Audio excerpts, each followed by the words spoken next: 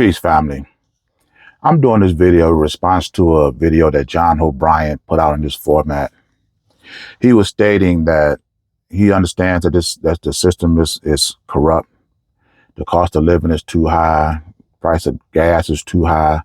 And he loves using this quote that it's too much month at the end of your money.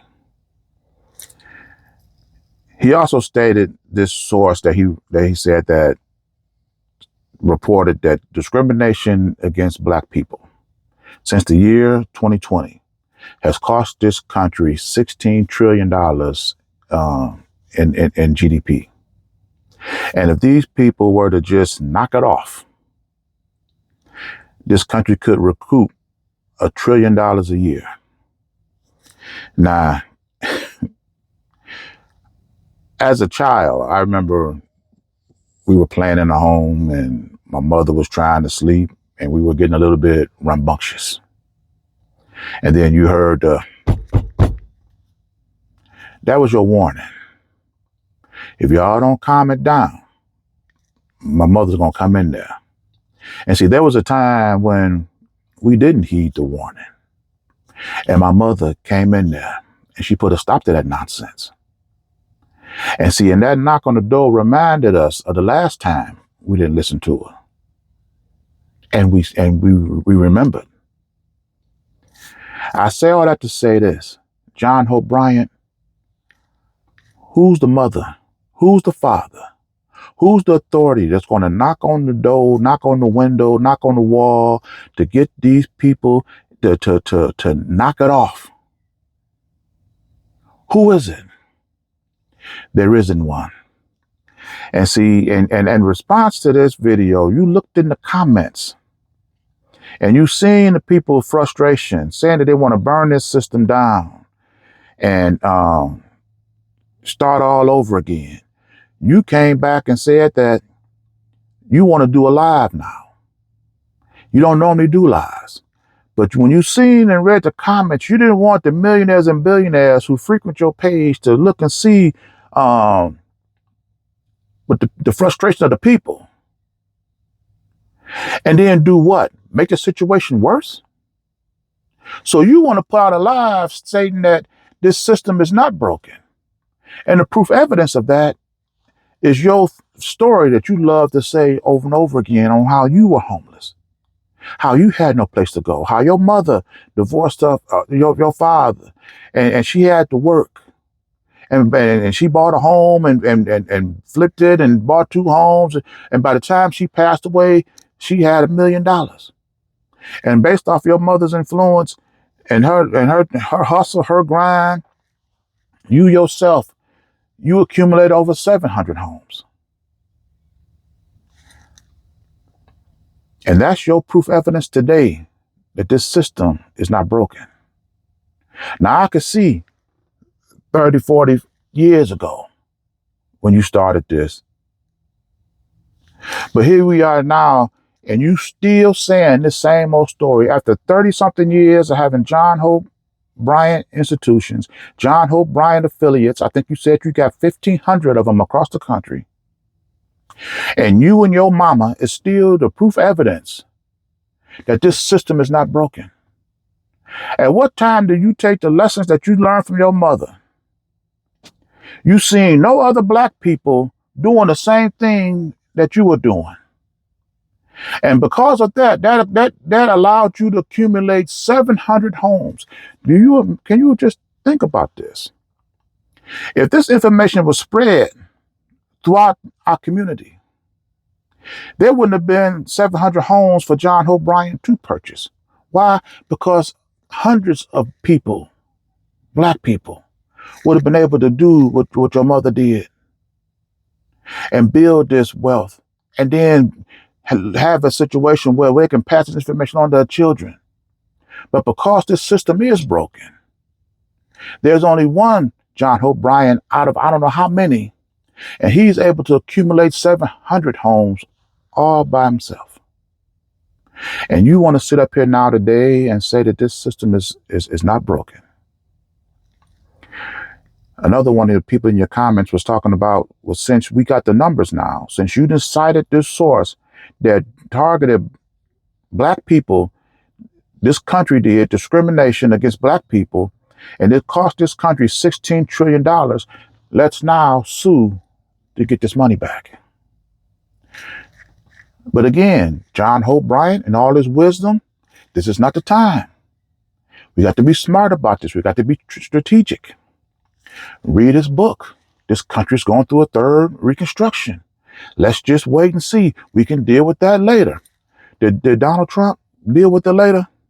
When he said the people in Somalia stole billions of dollars, did he say he'd deal with it later? He called the Somalian people garbage, and he called the country of Somalia trash. And he said he's going to sue them to get that money back.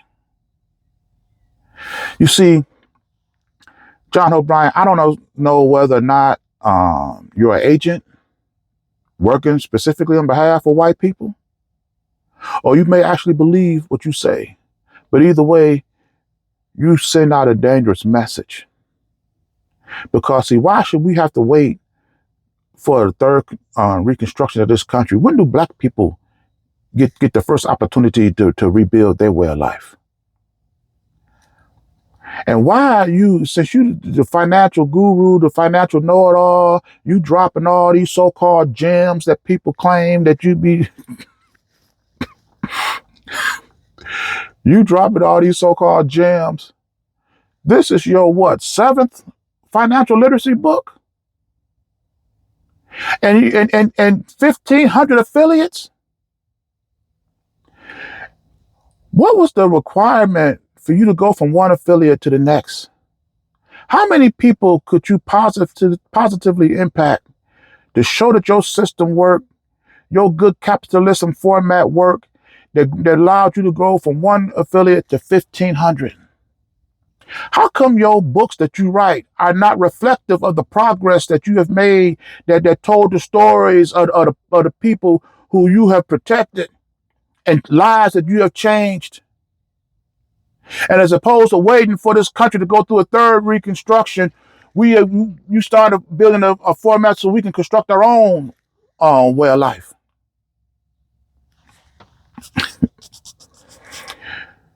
You see, John Hope Bryant, so you a person of John Hope and faith. The people can't see it, the people can't touch it, but for somehow they know it's there. What we need is a John of brick and steel that can put the people's belief, put their contributions into something that they can see and touch, that can create and control the environment for our people. And then when this system gets too harsh, when the weather gets too hot or go too cold, they got someplace they can go for refuge. See, this is what your message should have been for our people. Not to sit back and wait for people who never had the best interest for black people to reconstruct this country again, to tell us how we can be educated, to tell us how we can eat, to tell us how we can work, to define our courts, to define our laws. But you don't want to do that. You don't want to get these people upset. You want them to know that you're here to keep us in place and let them go through a whole third reconstruction. And then what's that going to do? Give you opportunity to write a couple of more books about some fictional capitalism for everybody, which is in layman's terms is socialism. But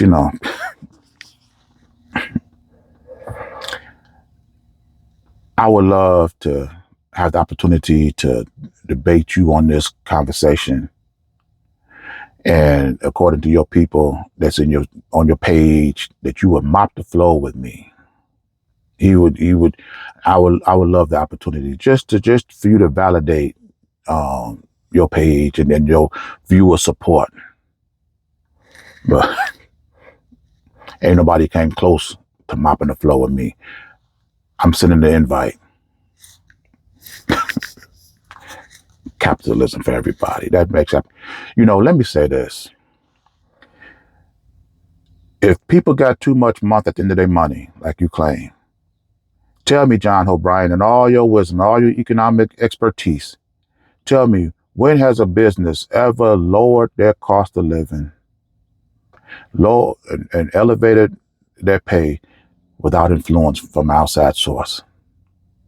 That they just decided to do this all on their own. Tell me, when in the history of economics, in the history of finance, has that ever happened?